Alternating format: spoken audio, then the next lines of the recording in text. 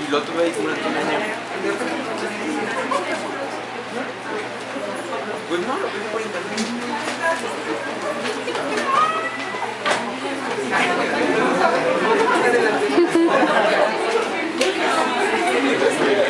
Estos son los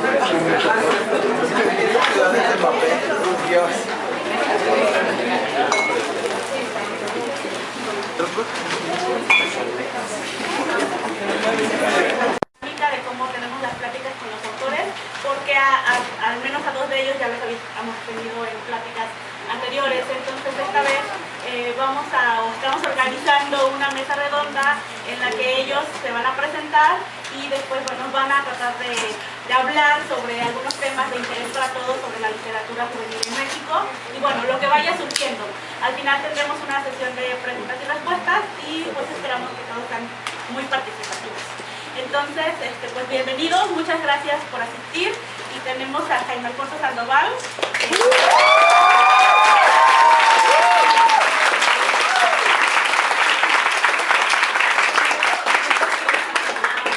Anaí López.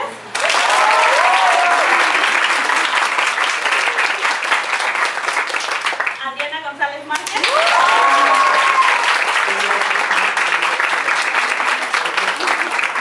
Y Verónica Murguía.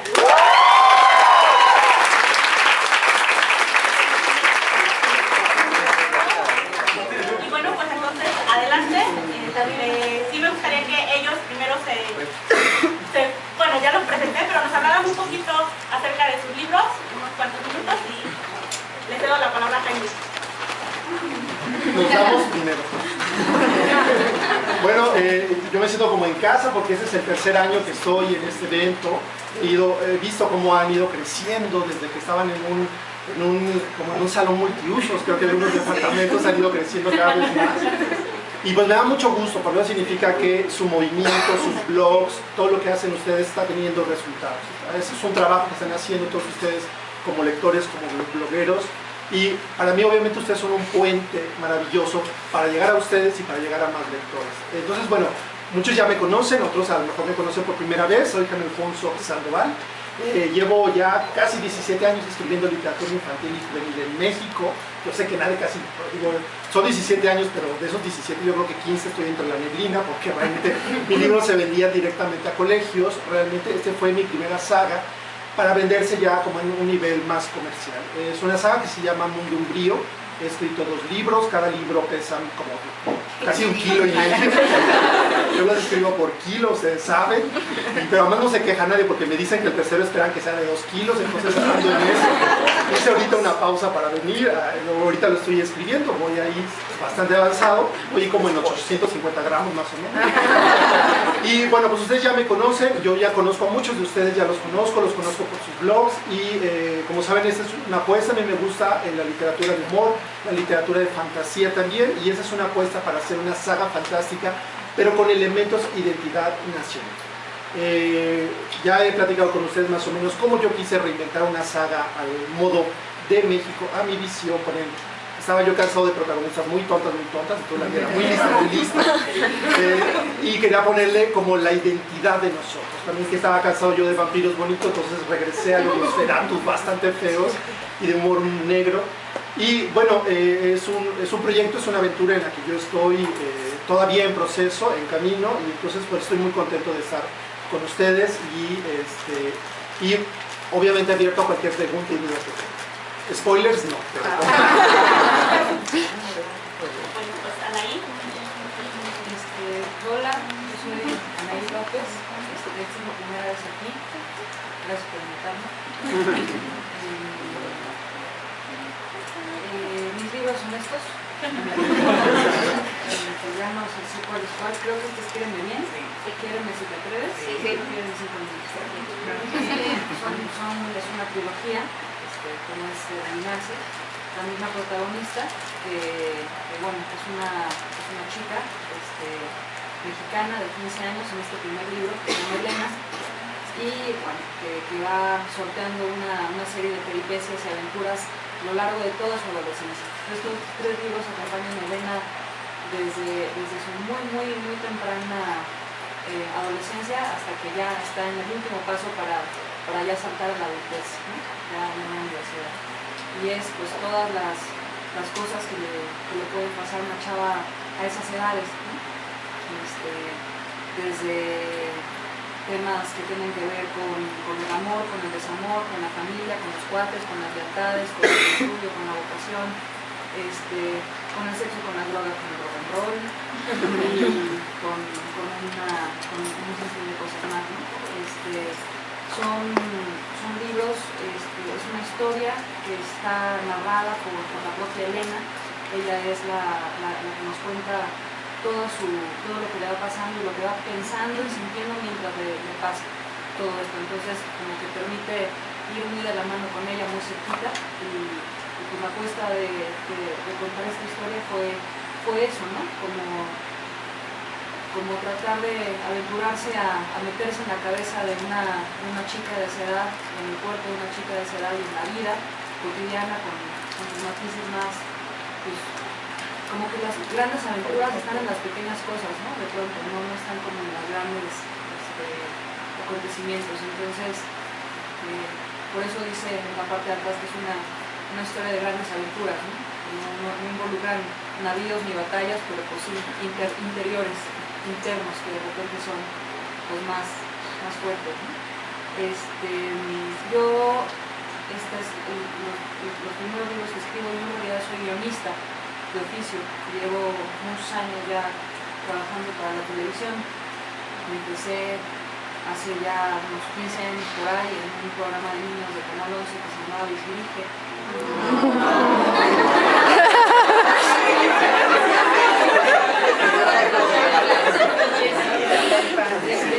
Ya ese y otro que se llama Recordando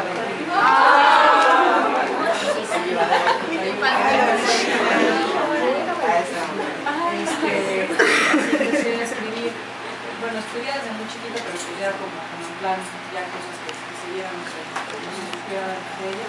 Y bueno, después de haber escrito infinidad de cosas más para la tele, me aventuré con la literatura. Y pues bueno, estos son, y también cualquier cosa que quieras preguntar o que surja, pues ahí lo vamos a hacer. Gracias. Bravo.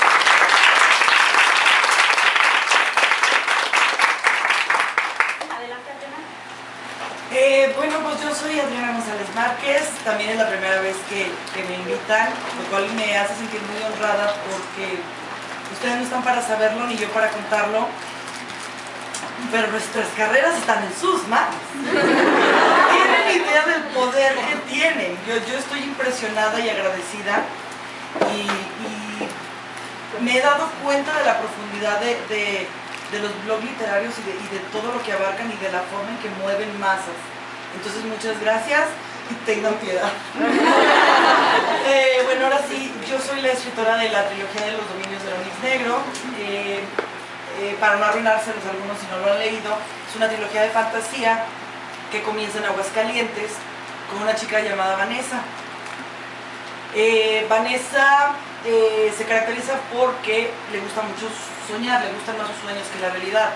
Ella es una chica completamente normal, va a la escuela, se pelea con el hermano, sale con la mejor amiga, hace el quehacer, whatever. Pero a ella le gusta mucho soñar, hasta que se da cuenta de que no está soñando, de que en realidad está viajando a otros mundos, a un universo paralelo al nuestro. Y ese universo se llama Los Dominios del Onix Negro. Entonces yo quería hacer algo diferente a lo que venía de la fantasía de fuera. A mí me gusta mucho, no la puedo criticar porque yo la leo, me gusta mucho, hay unos que sí, unos que no, pero bueno.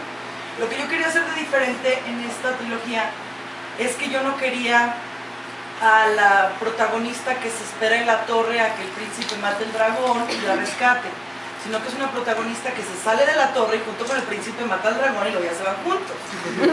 Quería algo diferente, quería algo nuevo y quería algo nuestro. Entonces espero que a quien ya lo haya leído, que les haya gustado, y quien no, pues que lo disfruten.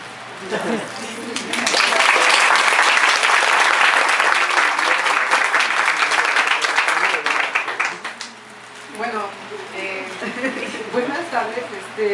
Yo aquí es la segunda vez que vengo. La vez pasada me divertí como enana Y la vez pasada me habían invitado para hablar de mi libro y demostré que soy pésima para hablar de mi libro. Voy a hablar de los libros de todo el mundo menos de los míos, porque me cuesta muchísimo trabajo hablar de mi libro. Entonces, bueno, pues ahí voy. No los quiero dejar así como la vez pasada que todo el mundo dijo, ¿y de qué habla la mujer? No dijo nada de su trabajo, porque está hablando de Harry Potter y de Tolkien y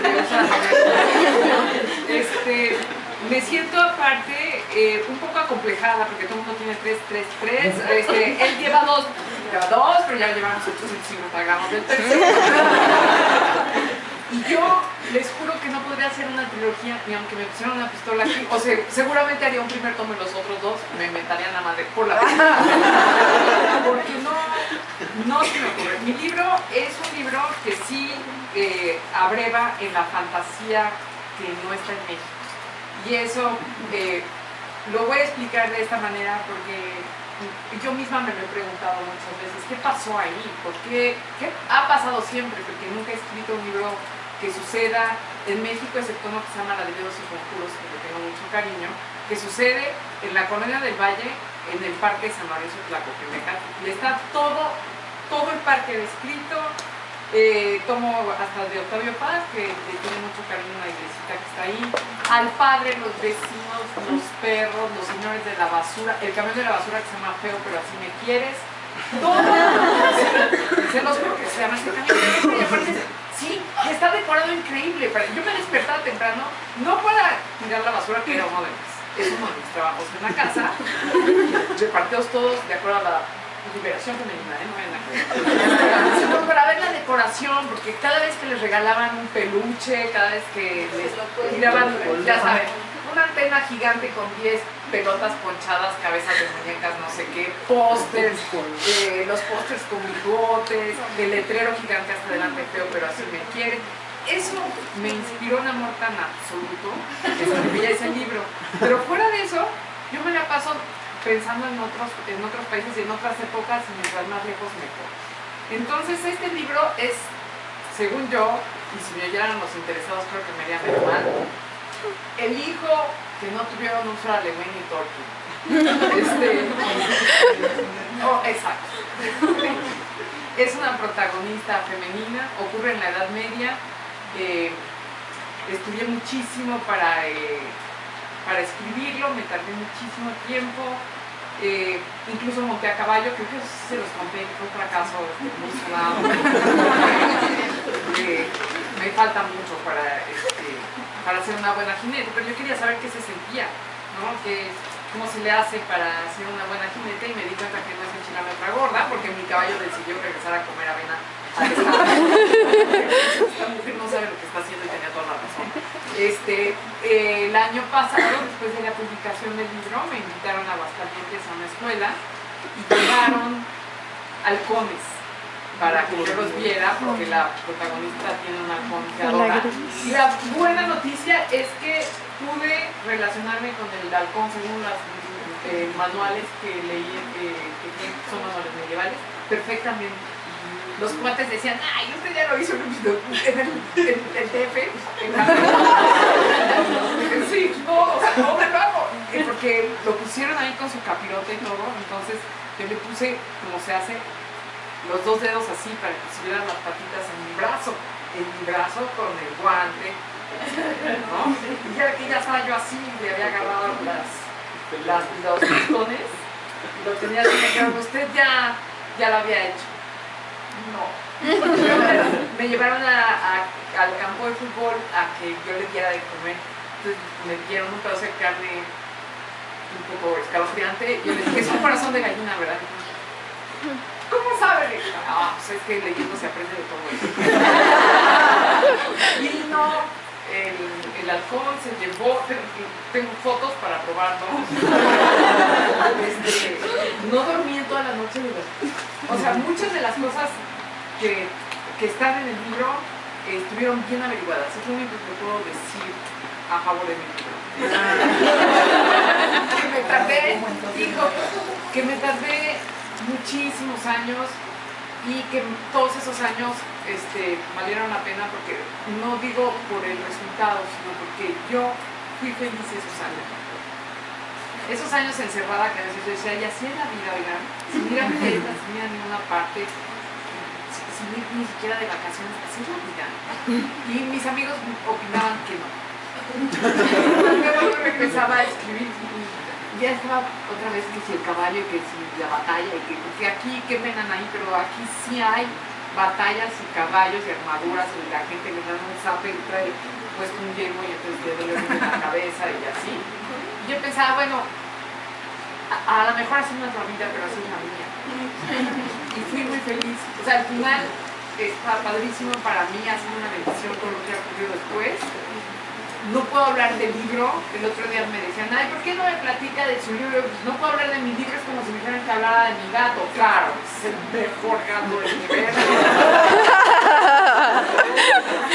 No sé qué decirles, es una princesa fea. Pero yo estoy convencida que la fealdad es muy relativa. Entonces, que si uno convive suficiente tiempo con una persona que no es bella según los cánones, pero tiene una alma bella, no sé, se enamora tarde o temprano. Es fea.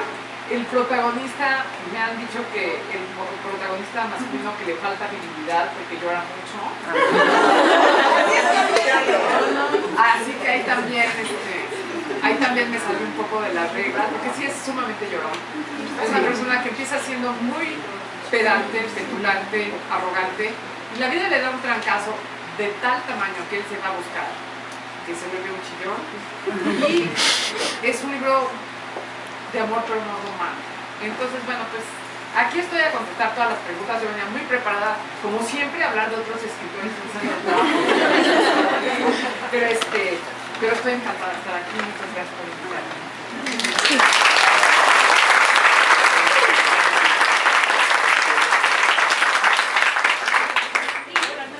Sí, nos gustaría que ustedes nos dieran así como su opinión de cómo ven el ambiente de la literatura juvenil en México. O sea, cómo perciben lo que los jóvenes leen y cómo entran ustedes en ese mundo literario mexicano. ¿Alguien gusta iniciar?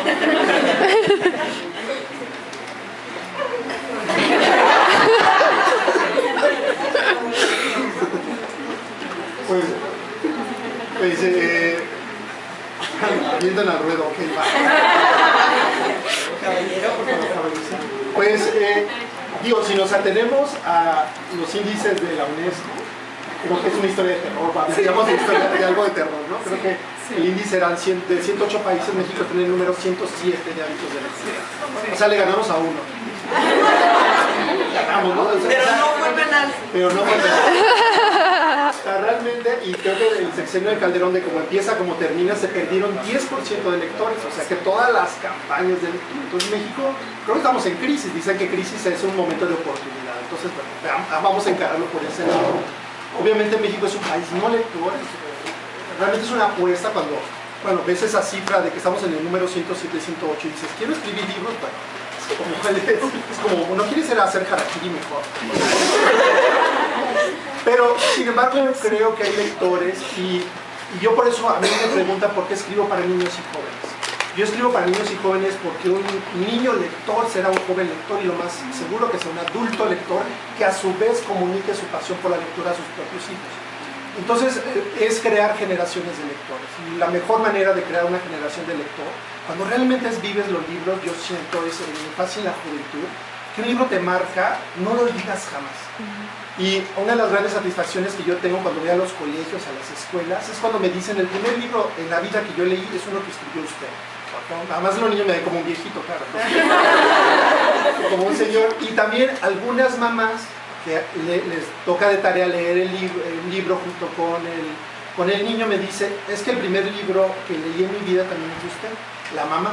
Le digo, muy bien, está muy bien, no importa que haya sido un libro para niños o para jóvenes. Empezó a leer, abrió el camino, abrió la puerta.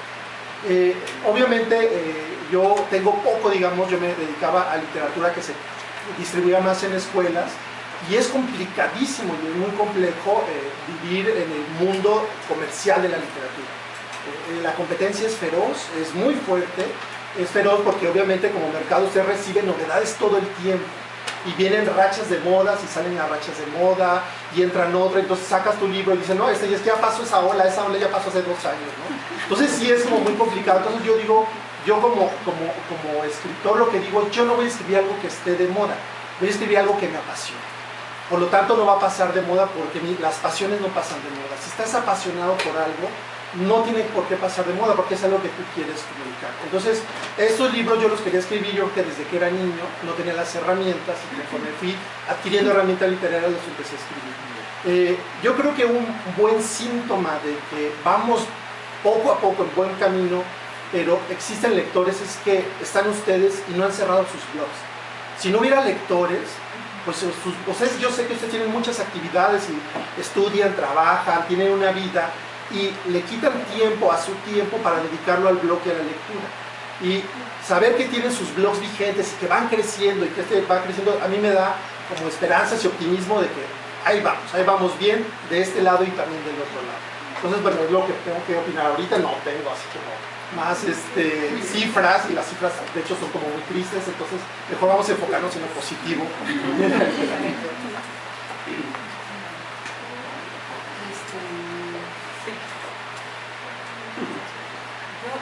desconozco, no estoy muy familiarizada con los movimientos de mercado y cosas así, de la literatura femenina en México y en los niños. No sé, a mí me pasó un poco como Jaime, pues que de repente un día quise escribir algo muy personal sobre una etapa que me interesaba hablar de ella. No desdeño en absoluto la literatura juvenil de fantasía y cosas así. Cualquier ficción es buena para el alma, cualquier historia te enriquece y es la mejor manera más barata y más fácil de viajar, ¿no? A donde sea.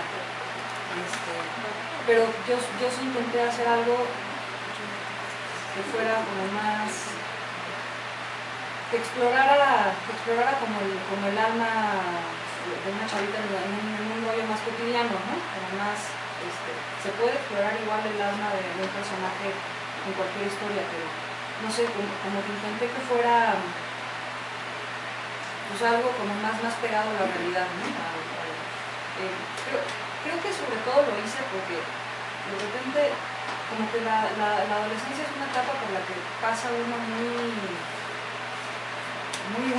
como vertiginosamente, de repente ya estás en la adultez y ves para atrás y como que suspiras por la infancia, pero la adolescencia ni que me apure, ¿no? Es que estuvo buenísimo. Estuvo cañón y ya como que más bien no tienes que pensar en ello. Sin embargo es como la etapa en la que se gestan y se detonan y se estallan un montón de cosas, ¿no? Es la etapa en la que decides qué versión, quién quieres, qué versión de ti quieres ser o quién quieres ser, ¿no? Te cae en mente de que vas solito por la vida y, ¿no? Y que solo tú te acompañas realmente y un montón de cosas muy gruesas, ¿no? Es cuando más feo te sientes y es cuando más desesperadamente te enamoras, ¿no? Y en fin, ¿no? Eres como un alien dentro de ti mismo y quieres hacer todo y no te dejan hacer nada, pero unas cositas sí y otras no, y, en fin. Entonces, yo me acuerdo que hace unos años la directora de Luis Niña de aquella época, cuando hizo Biblijo, se llama Patricia, decía cuando me entrevistaban que ella empezó a hacer tele en el canal 11 cuando se dio cuenta de que todos los programas de niños, en todos los programas de niños habían adultos, o adultos vestidos de niños, ¿no? Pues estaba como Chavo y estaba como Chabelo.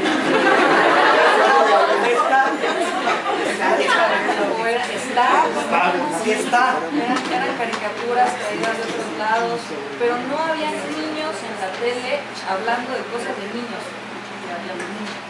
Entonces eso fue lo que en su día con Biblique revolucionó la tele aquí en México. Por fin hubo niños en la tele hablando de cosas que les interesaban. Entonces, no sé, yo quizá inconscientemente ya traía como como las ganas de hablar de esta etapa, pero pues tal vez hizo medio. Y al final digo todo esto para decir lo mismo que está diciendo Jaime.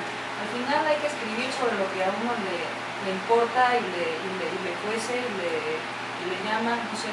Al final el escribir es una manera de comunicarse y expresarse, ¿no? Y uno comunica y expresa lo que te sale del alma, y si no lo haces con el alma, pues no lo haces o yo que sepa que lo haces, ¿no? y al final es en esa medida que conectas o no conectas con quien te lee, ¿no? Entonces, pues yo desde ahí lo vi un poquito y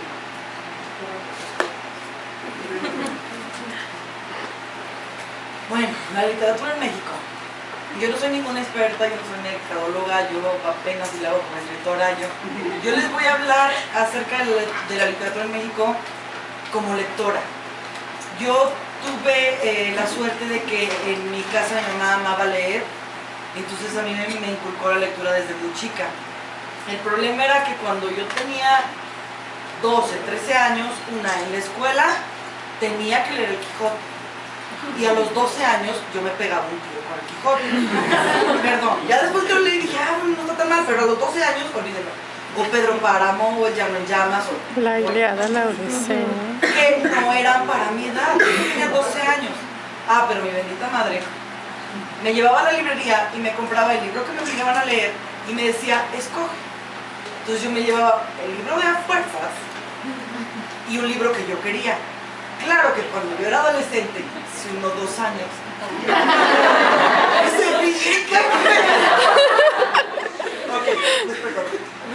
lo único que había para adolescentes era Julio Verne. Yo amo a Julio Verne, como nos decían, los primeros libros que te marcan, te cambian, se quedan contigo. Yo amo a Julio Verne gracias a eso, porque eso era lo que había. Al punto al que voy, como lectora, como lectores, yo siento que a pesar de las cifras negativas, sí está subiendo el nivel de lectura en México. Por 2 razones. Una, no me odien, Crepúsculo. Y 2, ustedes. Primero, Crepúsculo. Antes de Crepúsculo, díganme qué había de literatura juvenil.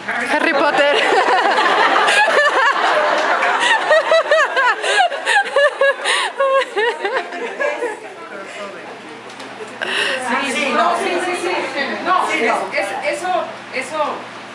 Eso por sabido, o sea, pero sí había unos. Lo que pasa es que tenías que tener lo que pasa es que, ¿sabes qué? Estaban perdidos en la literatura. Estaban perdidos. Sí. Nuestros colegas Entonces no te separaban como ahora No. literatura juvenil. Yo me acuerdo Llegas a que- las librerías y yo me acuerdo encuentras que el área. se Antes llegaban estaba todo a la repartido. librería y veía literatura universal, todo revuelto, Sí. o el tipo así, con la camisa abierta. Y de repente, a mí me metían entre literatura universal, Harry Potter, y yo Harry Potter, perdón, pero lo descubrí a los 25 años. Lo amé, lo devoré, yo quiero ser J.K. Rowling. Al diablo. Sí. Pero fuera de eso, yo me acuerdo que era literatura universal, el tipo, ¿cómo se llamaba? Fabio. Y de buenas a primeras de ahí en medio me ponen Crepúsculo. Y yo no era un adolescente cuando salió Crepúsculo, pero a mí me sirvió Crepúsculo para a gente de mi alrededor adolescente engancharlos. Mi prima de 15 años, cuando yo le regalé Crepúsculo, se lo devoró. Y ahorita que tiene 21, ya la niña ya leyó El Quijote, ya leyó Pedro Páramo y ya los apreció. Entonces, por ese lado yo siento que le debemos dar gracias. Hasta ahí. Amén. Y por otro, ustedes, yo no sé de números, olvídenlo, yo no sé si somos el 100, ¿qué? ¿7? 107. Pero no por penal. Mucho es Haití. Es Haití. O sea, que tienen todas las excusas, ¿estás Pero de acuerdo? yo he entrado a muchísimos de los blogs de los aquí presentes y tienen infinidad de seguidores, tanto en sus cuentas de Twitter como en los blogs en sí. Entonces yo sé que aquí, ¿cuántos son? ¿60, 80? Bueno, y cada uno de ustedes tiene un promedio de 400 a 1000 seguidores. Si es que hay donde me he tomado donde más. Sí, Sí, y en el y blog los son 100, tuberos, hijos de pero la en fregada. YouTube son 700. Y yo siento que esa persona que le dice a los otros 1000, por eso les digo que tienen nuestras carreras en sus manos, ya fueron otras 1000 personas que dijeron, ay, es que me lo recomendaron. Entonces, a pesar de que las cifras también no lo digan, yo sí siento que las nuevas generaciones están leyendo más. O sea, Romeo y Julieta tienen 14 y 16 años, ¿no? Se enamoraron. Entonces, y vean nada más lo que pasó. Manera de parar a gente que ya descarrilaba desde la salida, ¿no? Y es muy lógico. También yo veo cómo leen. Yo nunca he visto un lector más leal que un joven cuando lee. Y yo recuerdo yo haber sido así. Cuando descubrí los libros de Tolkien, dejé la universidad. Eso está muy mal. Cada vez que lo tengo que mencionar, que lo menciono con frecuencia, porque con la naturaleza de mi trabajo, digo, no lo vayan a hacer. Porque yo dije, no, yo esto es lo que quiero hacer, y me tardé muchísimo, y la verdad es que a mí la licenciatura no me hubiera estorbado en nada, y podría dar clase de historia en una prepa ahorita. Lamento, no puedo porque no tengo la licenciatura.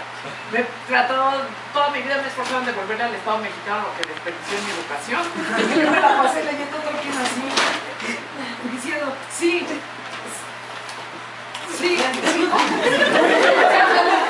Mientras ya saben, Gollum, Precious, y eso ya. Nada más que luego se muere Boromir y yo. No, bueno, ya lo sabes. Digo, es como decir que no te está loco, ¿verdad? ¿No? Entonces, yo creo que esa es la situación ahora. Ahorita hablábamos de también ciertas dificultades. Hay dificultades en ser un escritor en México porque realmente para el tamaño del país y todo eso sí se le toca.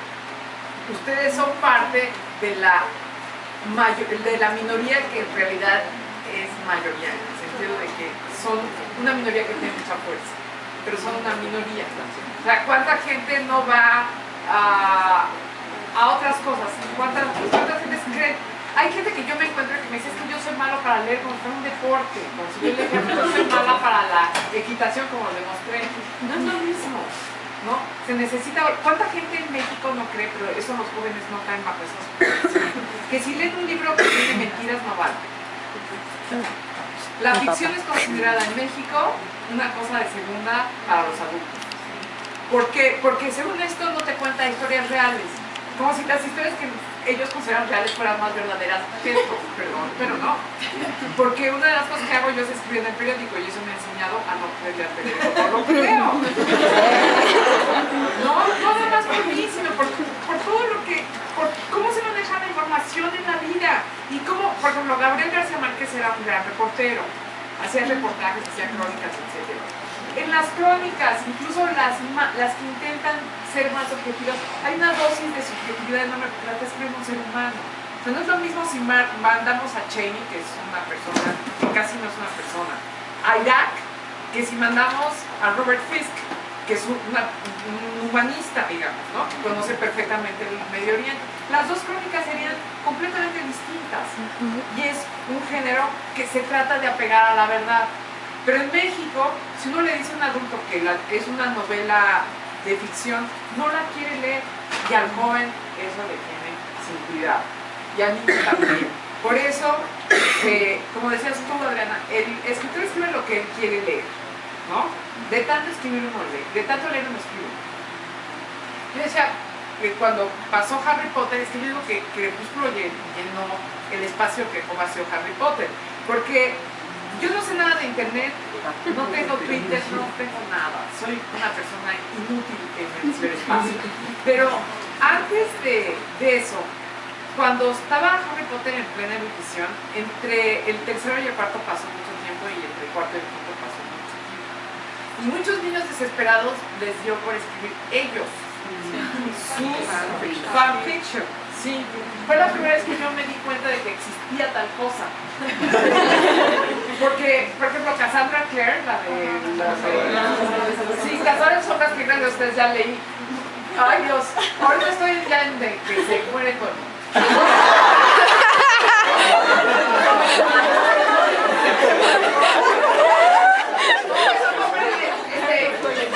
Lo dicen desde el principio, no es un spoiler. Dicen, se va a morir todo el mundo, todavía no sé si se... Hasta el momento no está el peligro.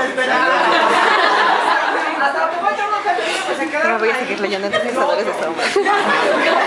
Pero por culpa de ustedes leí aparte los que suceden en el siglo XIX. La chica, y hay un chico que es como una... Bueno, eso exacto. El chico que es una especie de contestación a lo que pasó en la guerra de los boxers, que son los puños celestiales, que fueron los chinos que no querían drogarse. Y muchos ingleses cayeron dentro del rollo del opio. Y se acuerdan que este chico necesita una para mí, Cassandra Clare era un hombre que yo había visto, pero no tenía idea. Y ella hacía fanfiction de Harry Potter, que se le nota. No, se le nota para bien. Se le nota para bien. Y en cambio 50 sombras de Grey es fanfiction de Crepúsculo, se le nota para mal.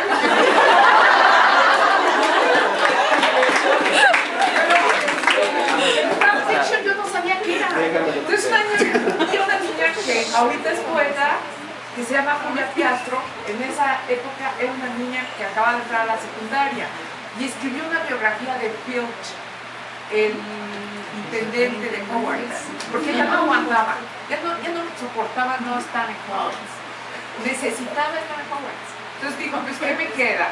El personaje, un personaje determinante, pero porque los castiga y en el tercero tiene un papel importante. En el segundo, acuérdense que le critican al gato. Entonces escribió su biografía que era Squib y no sabía hacer magia y cómo se da cuenta que no puede hacer magia. Estaba padrísimo. Entonces le pregunté, oye, ¿y tú ya compartiste esto? Mejor yo lo comparto con mis amigos en internet para no ser tu desprecio porque pues yo no sé nada. ¿De veras? ¿No puedes imprimir los cuantos de tus amigos? Dice, ¿pero qué es esto? O sea, esto sí es amor. Es amor por una atmósfera que nos dejó a todos como con síntomas de abstinencia que salió el crepúsculo para llenar ese vacío, ¿no? Y ahora nos toca a nosotros llenar como podamos otros, porque por ejemplo ya no está Gandalf, entonces llegó Dumbledore. Necesitamos viejitos sabios que hagan y que no extiendan, porque también la cosa con las modas, es que venía preparada a hablar de las modas, la cosa con las modas que echa a perder un poco la situación. Es que yo voy a hacer una renuncia muy pasional. El Señor de los Anillos son 3 libros gordos, 3 libros increíblemente satisfactorios, que le llenan uno el espíritu y que cada uno lo cierra, es diferente que cada episodio.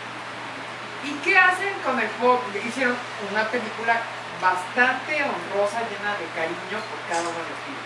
Ahora con el Hobbit, que es un libro flaco, están haciendo 3 películas gordas. Yo estoy muy molesta y la carrera de Gandalf se va a convertir en hacer así en puentes. La última vez ya peleó con uno que pareció el Alrón y no se va al Hobbit. Yo estaba pensando, ¿y a qué horas se repitió la curación de Strider y de Frodo con la misma hierbita, pero en la aldea? ¿Qué están haciendo? O sea, están exprimiendo un limón de jicamero y ya no sé. ¿Por qué? Por la moda. No sé qué hacer porque como pueden ver, fui a ver la película. Y uno a veces con tal de estar en la Tierra Media va con cualquiera.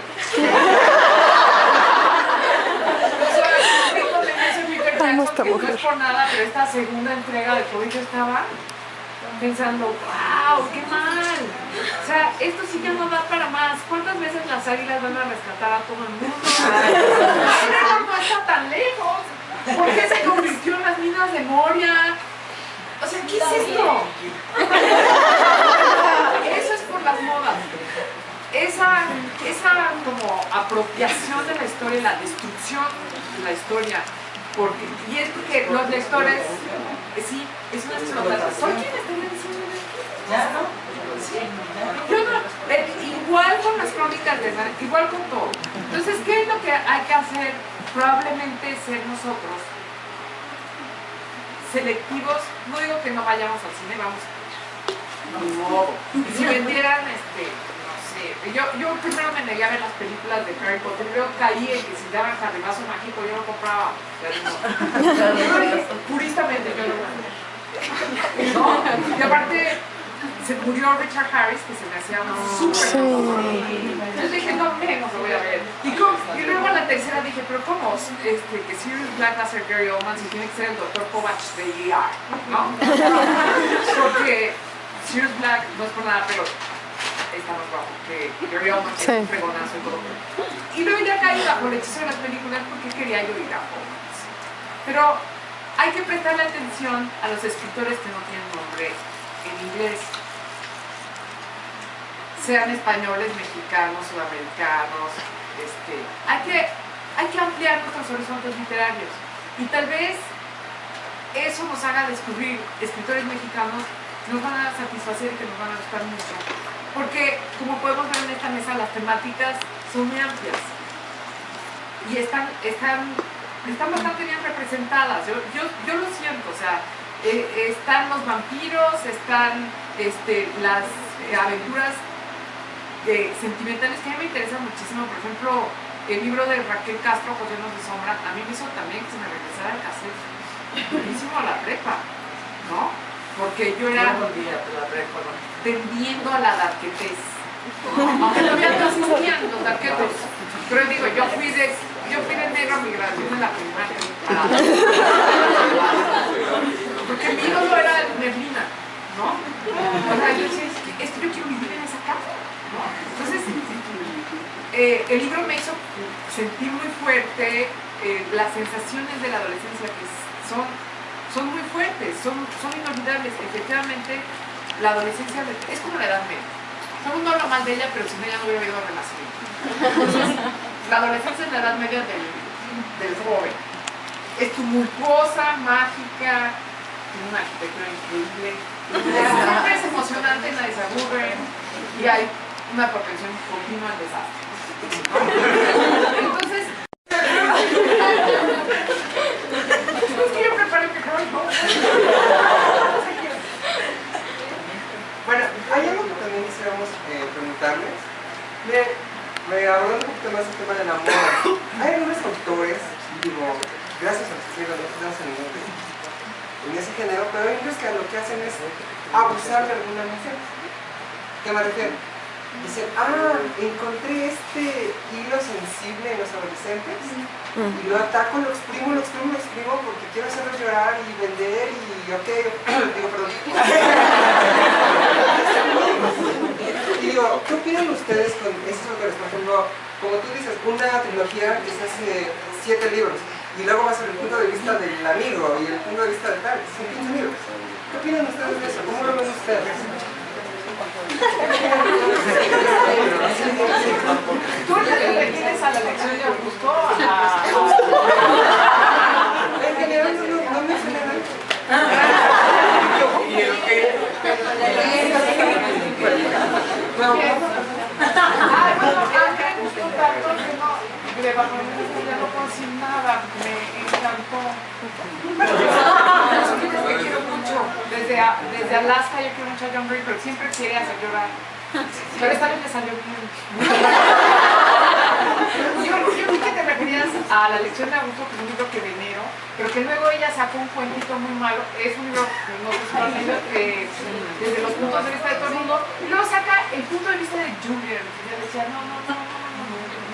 Y me pareció eso una necesidad, una sobreexplotación de la historia. Y también cae Cassandra Clare, que hay miles de cuentitos sobre Magnus Bane, que es un personaje poco aprovechado en los primeros libros, un personaje deslumbrante, el mejor personaje desperdiciado. Y entonces hay muchos, ¿no?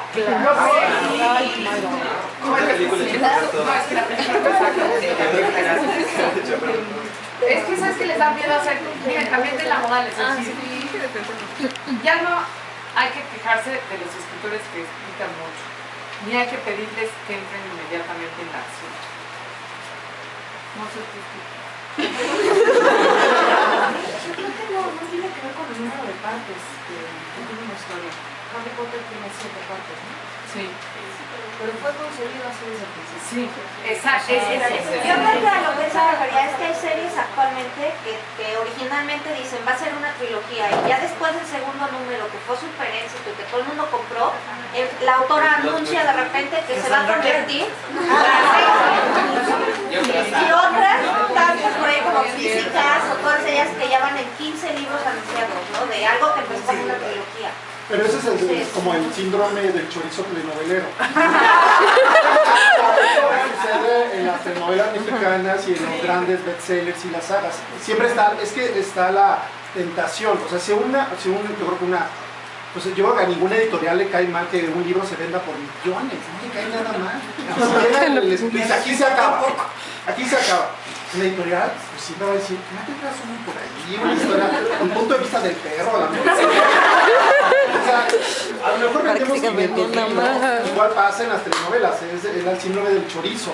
Se está pegando, pues échale otros 50 capítulos. Y la serie. Pasa en las series, ¿no? Incluso llegan, hay una. Temporadas. Y te das cuenta, grandes series. Sí, ya harta. Pero ese es como un momento que se atraviesa, obviamente, ya intereses económicos. Bueno, Juego de Tronos. Juego de Tronos van a ser 3. Los 3 primeros son buenísimos. Y luego ya. No, sin spoilers. Ahorita Martin está metiendo una bronca.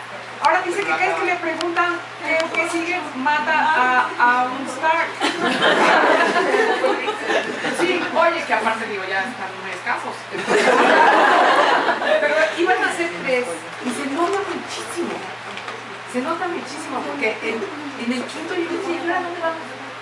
Yo estoy esperando a ver qué hace el pobre infeliz porque le pagaron tanto. Además tardó 7 años entre un libro y otro.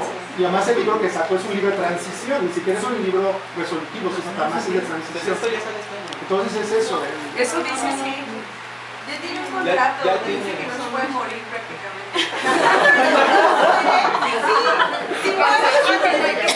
Lo tienen que revivir para que regrese. Afecta, o sea, económicamente afecta a toda su familia, o sea, no pueden tener parte. Ay, no, porque me estás diciendo está terrible.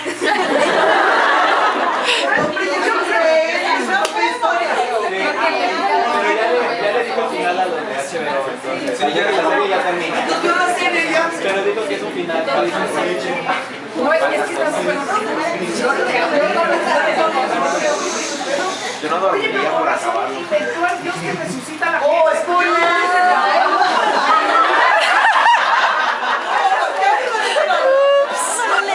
No me importa, me olvidaré de ellos saliendo de aquí. Dios que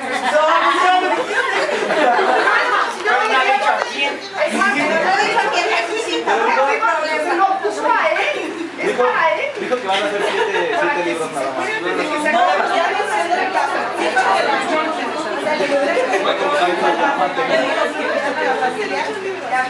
un contrato como muy cerrado, por lo mismo que he tardado como mucho en escribirlo, fue así como una especie de primaria, Qué crueldad. Estados Unidos, que de hecho es la cabeza como de 25 escritores. Y él firma, pero él dice, o sea, yo soy una corporación. Entonces los contrato a todos ustedes y firmamos como Jaime Alfonso Sandoval, todos los hacemos. Ya existe eso, o sea, sí existe ese sistema que te dice, digo, los negros literarios siempre han existido desde Dumas, siempre han existido, pero el negro a su vez subcontrataba a otro negro literario que dice pero ya existe ese fenómeno. Yo con George Martin diré que conseguir guionistas para que le hagan pues para que termine, ¿no? Si no, supongo que su familia va a terminar demandada.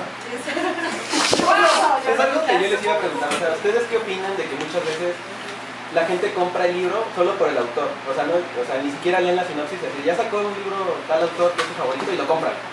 Y ya cuando lo leen, o sea, puede pasar eso, ¿no? Que incluso tienen como escritores fantasmas y él nada más firmó. ¿Qué es lo que, por ejemplo, Entonces, sucede? Pues puede ser bueno, puede ser malo, porque un escritor una vez reconocido, ya su nombre ya es, como quien dice, garantía. Y muchas veces no decepciona. O sea, por ejemplo, leyeron la de The Vacancy de J.K. Rowling, siguió siendo buena. Y yo lo compré. Y yo lo compré porque era J.K. Rowling. Entonces puedes tener experiencias buenas, experiencias malas. El chiste es que un mal libro no te destruye al autor. Porque, por ejemplo, a mí me pasó, leí uno de Gillian, ¿cómo se llama la de Perdida? Leí uno antes de Perdida y no se me hizo tan bueno. Leí Perdida, que ya no se me antojaba porque no me gustó tanto el anterior, que fue Sharp Objects. Pero luego leí Perdida y me atrapó más. Entonces, pues no dejarte llevar por un solo libro. Claro que si el libro es trilogía, pues si no te gusta el primero, pues vale, ¿no? Pero si no son secuencias, pues darle oportunidad. Incluso en las secuencias hay uno que está... Hay veces que se usan como puentes, ¿no? Que son libros que se usan nada más para conectar. A mí me gusta mucho el primero, me fascina el tercero y el dos, pues Y el sexto libro, tampoco el sexto está... Sí.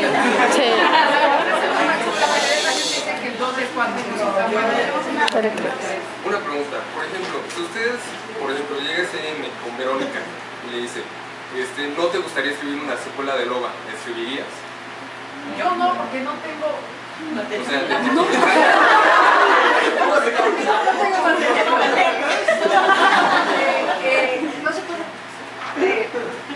A mí una persona que leyó el libro con mucha atención me dijo un montón de soluciones posibles para un segundo tomo. Lo había leído muy bien. Dije, pues lo tienes que hacer tú.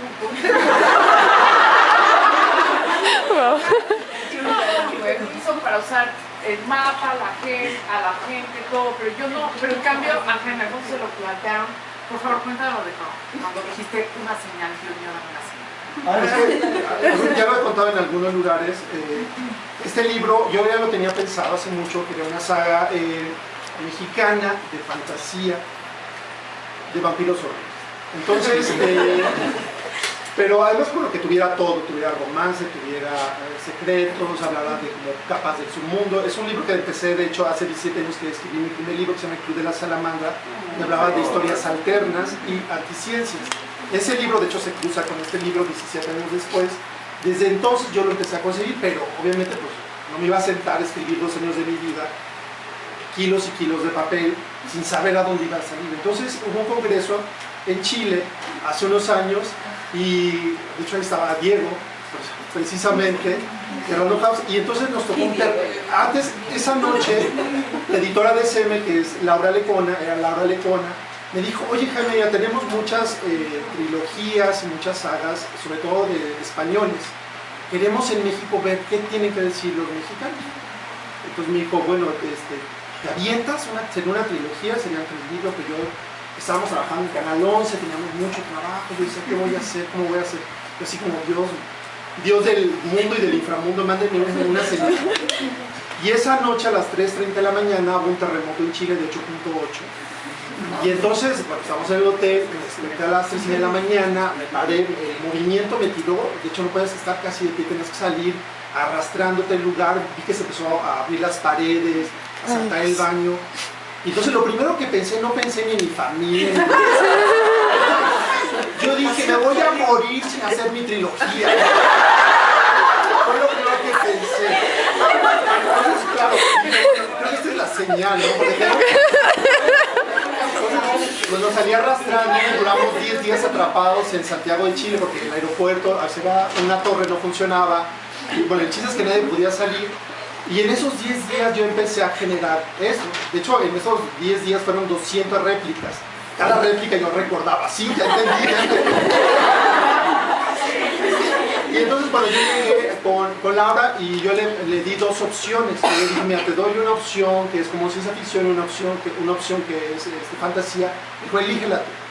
Entonces, a partir de ahí, bueno, fui eligiendo. Lo que yo tenía muchas ganas de hacer es una historia, bueno, para mí es como un dulce, como un festín, poder formar un mundo. Yo creo que J.K. Rowling se debe haber pasado momentos geniales construyendo un mundo. Supongo que Adriana también, porque es fantástico. Y yo esa investigación de medieval, porque pues, yo pensaba libro no es histórico, no tengo que investigar guerras históricas, no tengo que hacer nada. Va a salir en 6 meses, le dije a Laura. Se lo digo en un año de retraso el libro. Porque, claro, no existía, pero había que inventarlo. Y además tienes que ser consistente, entonces tenías que inventar las guerras, la historia, la prehistoria, la política, de qué se alimentan, qué comen, cómo está dividida la tierra por capas y cada capa es una civilización y esa civilización que tiene que ver con la otra y cómo se inventó. Entonces fue como complicado. Y es súper erudito el libro de Jaime Alfonso. No, en la primera lectura, ¿qué pasa como con Harry Potter? Uno se puede leer, nada más carcajearse con una hiena y luego dice, tengo una palabra hasta en Homero que significa tiniebla. Y entonces resulta que tiene muchísima investigación histórica literaria. Es que ese libro se alimentó de otro libro. Yo escribí durante 3 años un libro sobre alquimia. Entonces estuve 3 años de mi vida estudiando alquimia. O sea que no. Para hacer el libro yo estudié alquimistas antiguos, griegos, alquimistas egipcios. Es un libro que nunca pude publicar porque era tan extraño el libro. Pero, bueno, creo que nomás lo leyó mi mamá. Me dijo, está buenísimo. Pero ese libro me sirvió para hacer estudios sobre griegos, sobre babilónicos, sobre alquimia, sobre todo eso. Pero además son fuentes de las que se alimentan muchos autores. George Martin se alimenta de ahí, Tolkien se alimenta, o sea, son ríos con información de la cual nos alimentamos. Entonces dije, bueno, 3 años de mi vida no van a estar echados a perder, los voy a sacar de ahí.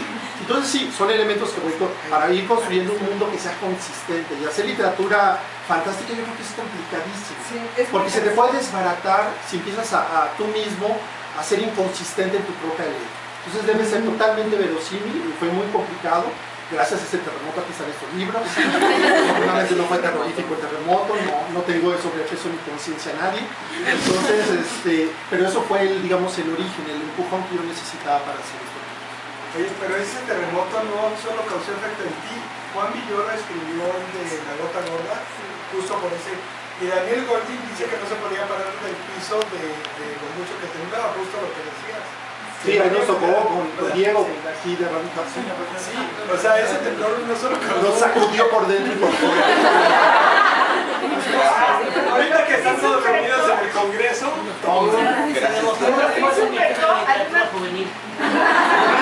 que me gustaría contarles de Rosario Montero.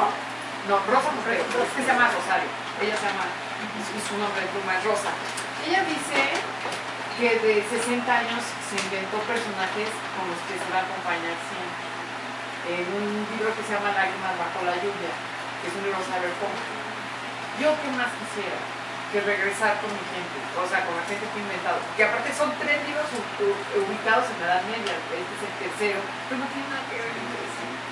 Y yo no sé regresar.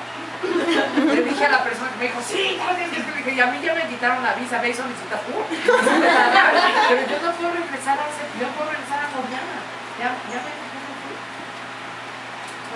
Yo siento que es cuestión de que te nazca. A mí nadie me dijo, tienes que hacer trilogía. Y de hecho mi intención no era trilogía, mi intención era una historia corta. Me di cuenta que no sé resumir, no te sé, pero yo jamás me lo propuse. Yo no dije, es que voy a hacer una trilogía para que se venda más. No, el proceso de escritura yo lo dejé fluir y partía donde me parecía que los finales estaban más emocionantes, más apropiados, whatever, pero no era mi intención. Y lo que me preguntaba hace un momento, que si me dijeran, el que sigue, pero ya por encomienda, tendría que nacerme, tendría que apasionarme, porque por tarea yo creo que no saldría, sería como tú yo ya me fui. Si me nace y si todavía tengo cosas que contar acerca de esa misma historia, tal vez lo haría, pero si yo ya dije, ya acabé y ya me fui, pues ya, yo creo que sería así también como tú. Pero si escribir otro libro, por ejemplo, hace cambiar toda la trama, como algunos libros como La Casa de la Noche, que cambió radicalmente como van avanzando los libros, son varios, van como 13 hoy. Van como 13. Pequeños libros. Sí, también. Ya está muy frustrado porque yo leí yo no sé leído todo. Yo ya dije, no, ahora me entero que acaba. Sí, Pero los primeros se me hace como que iban en muy buena línea, pero sin spoilers. Como a partir del 6, 7, ya no sabía a dónde irse ni qué inventarse, y ya se sacaban los malos mejoros de la mano y ya así de... Pero ya se me hace muy forzado, y los primeros se me hacen muy fluidos. A pesar de que si te fijas, cada uno de los libros sucede en 1 o 2 días. No, era muy poco el tiempo y largo el libro, pero a pesar de eso la historia era fluida. Ya los demás ya se me hacen como que... ¡Ay, Dios mío! Ahí quería... Sí, no, pues en el caso de Elena, la historia original fue concebida teniendo la protagonista 13 años y acabando en sus 17. ¿No? La historia del libro es muy larga, tardó mucho en publicarse, en fin, pasaron 50.000 cosas, pero el chiste es que cuando me dijeron escríbelo va, me dijeron sáltate la primera parte y escríbete a partir de los 15 años. Entonces, escribí la historia de Elena a los 15 años, luego hubo chance de contar la continuación a los 17, y ahí sí fue, ya que estaban esos 2 libros, sí fue petición de la editorial, pues qué onda, qué pasa después, ¿no? Y estuve muy reticente y estuve como muy, no, yo no me había imaginado la parte de la universidad, ¿no? No, pues a ver, pues haz el intento, ¿no? Y Diego me estuvo dando muchas latas. Estuvo muy padre porque realmente encontré que sí tenía cosas que contar, sí faltaban cabos que atar, y al final estuvo muy padre porque al final en el tercer libro, pude contar también la parte de Elena a los 13 años, fue chiquita, ¿no? Entonces lo hice como en un rollo de espejeo, pues no tanto de flashback, están como las dos cosas ocurriendo simultáneamente. También tiene un poquito este rollo libro de que uno está viviendo todos los momentos de su vida al mismo tiempo en el momento en el que esté, ¿no? Es una cosa así como... Y pues así fue la cosa. Entonces de repente pues tampoco hay que cerrarse, ¿no? También hay que explorar, y si hay como Michael más cosas que decir o el personaje tiene más cosas que hacer, pues darle chance, ¿no? En este caso Elena pues sí tuvo cosas que hacer, si no hubiera tenido pues igual. Pero no tuviste que forzarlo. No estuvo. Yo creo que ahí es la diferencia. Si a mí me dijeran y yo todavía sintiera la pasión y más que decir, va, pero no por el hecho de, pues vamos a sacar otros 6 libros más porque está pegando y pues a ver qué me invento, porque ya yo siento que ni el escritor ni el lector los disfrutan igual. Yo quisiera preguntarles, yo estudié periodismo, entonces una cosa característica siempre viene siendo la autocensura. Entonces, ustedes cuando están escribiendo, piensan en el lector de, ay, es que cómo lo va a vivir él. Por ejemplo, tú en la realidad de Elena, dices, ok, empezó como adolescente, pero aquí ya está en la universidad pasan muchas cosas, entonces es suficiente. Yo justo de la autocensura tuve una experiencia muy fuerte con esos libros, con el primero. Yo venía de la tele, y en la tele abierta no tanto, no la tele abierta, la televisión pública, ¿no? Da más chance que la televisión de paga, porque no tienes patrocinadores atrás que te están justo censurando y diciéndote puedes decir tales palabras de 6 a 8 de la noche y si no ya tal, ¿no? Y pues sí tenían miedo de que este libro no me lo fueran a querer publicar, porque sí tiene momentos pues fuertes, ¿no? Sí tiene momentos fuertecitos. Entonces, justo con un episodio, que es cuando Elena prueba la marihuana por primera vez, con su primo, tiene 15 años, pues es todo el viaje, ¿no? Es todo el viaje completito, ¿no? Acompañando cada momento y cada guiño, ¿no? que va pasando ahí. Y a mí me encantaba ese capítulo. Y lo terminé de escribir y ya estaba listo todo el libro y ya estaba para mandarlo a dictaminar la editorial, y que me arrepiento y le quito esa parte. ¿Tú solita? Yo solita, sí. sí se fuma el churro, pero en lugar de 16 páginas es página y media de ay, me puse bien loca, me cagué de la risa. Y ya, lo iba a mandar así, y de repente mi madre termina de leer el manuscrito original. Mi madre tenía 75 años en ese momento. Y pues era una mujer bastante conservadora y bastante tradicional y bastante espantada de esas cosas. Y me dijo, no lo quites, déjalo, ¿no? O sea, así es la historia y así lo pensaste y así te salió de las entrañas, mándalo así. Y así lo mandé y así se quedó. ¿Y saben quién en 4 años me ha dicho una sola palabra del episodio de la nota?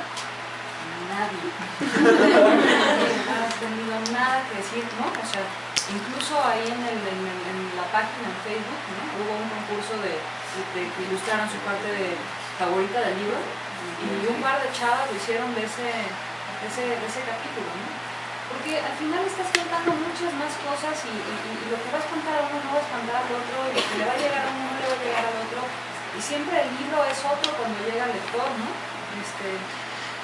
Entonces, pues bueno, esa fue mi experiencia con la autocensura. Entonces yo creo que definitivamente no hay que autocensurarse. De acuerdo.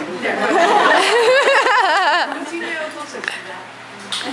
Pero, o sea, en el momento en el que están escribiendo no piensan en el de, ay, es que cuando lo lean van a sentir eso. No, yo pensaba en mis papás. Complejo de creerle porque mi esposo es poeta. Y su papá era poeta. Y él tiene lo que en mi casa con envidia mi hermana y yo llamamos capital cultural. O sea, en su casa se considera escribir un trabajo. En mi casa escribir se considera un hobby. Y entonces tenemos muchas dificultades. Entonces, mis papás son gente muy cerrada en algunas cosas. Entonces, por ejemplo, si yo hubiera leído Tejano de Úrsula Le Guin antes de escribir Aulilla, hubiera sido otro libro, pero también hubiera tratado de que no lo leyeran mis papás. Pero luego me di cuenta que mis papás no leen mis libros. Ya me importó gorro. Ya, por ejemplo, Loba era mucho más gorro, muchísimo más gorro. A lo mejor por eso nunca se me ha ocurrido la segunda parte. Y había partes muy violentas. Y esas fueron las que censuró, pero la editorial no yo. Por ejemplo, sí, partes violentas, partes que alguien muy malo, no son violentas, alguien muy malo se lleva su merecido, pero bien. Y mucha gente me ha dicho después, oye, no, es que así se llama el personaje. Relativamente rápido de su asunto esta persona que está mala, sí, pero porque me dijeron que estaba un poco fuerte. Ahora yo pensaba, híjole, a lo mejor es porque el libro se publicó en España, ¿no? Porque yo pensaba, fuerte el periódico de México, pero bueno, pues, o sea, a mí me dio esa, y aparte me dio una cosa, ya saben, yo soy en algunas cosas absolutamente mexicana. Yo pensaba, ¿qué tal que les digo que no le quiten eso y me quitan el premio? Y yo tengo parte del dinero destinado a X, Y, Z, entonces no sé qué decirles. Y la editora se llama Joana Bastida, adorable. Ella me decía, tu decisión, no sé qué. Pero todo lo que ella dijo que le quitáramos, se lo quitaron. Y ahora, yo a la hora de la violencia, solo me traté conscientemente de distanciar de cierto engolosinamiento con la violencia que tiene George Martin, precisamente, y acercarme a mis héroes narrativos, ¿no? Que son gente que usa muchas elipsis, ¿no? Tolkien, por ejemplo, dice que Saruman usaba los caballos, que los Rohirrim dicen, ¿no? Que Saruman usaba los caballos con fines viles. Ya con eso yo me hice una novela en la cabeza horrible de los caballos. No dice nada más que eso. Los usaban con fines viles. Y por eso los Rohirrim odian a Saruman, porque saben que les hace cosas a los caballos, ¿no? Los matan, los torturan, no sé, se los da a comer a los orcos de la mano blanca. Yo qué vas a ver, pero no fue necesario demasiado y quedé así completamente crispada. Entonces pensé, me voy a alejar, porque George Martin y yo leemos los mismos libros y eso lo detecto en su uso constante, por ejemplo, de las túnicas de color vivo, que son unas túnicas que se usaban en lugar de armadura al principio de la Edad Media. Solo que él hasta usa floretes y todo, porque él usa todas las épocas y yo me ubiqué en una, ¿no? Pero yo decía, yo no me voy a meter en eso. Destripados y eso yo no quiero. Y no sé si sea autocensura o sea una cuestión del también de gusto. Sí. Que a mí me gusta que me distraiga del destino de los personajes la sangre, ¿no? Que me interese todavía más qué pasa que el espectáculo de la sangre, porque, por ejemplo, la boda roja a mí se me pasó la mano. ¿Tú te haces? Sí.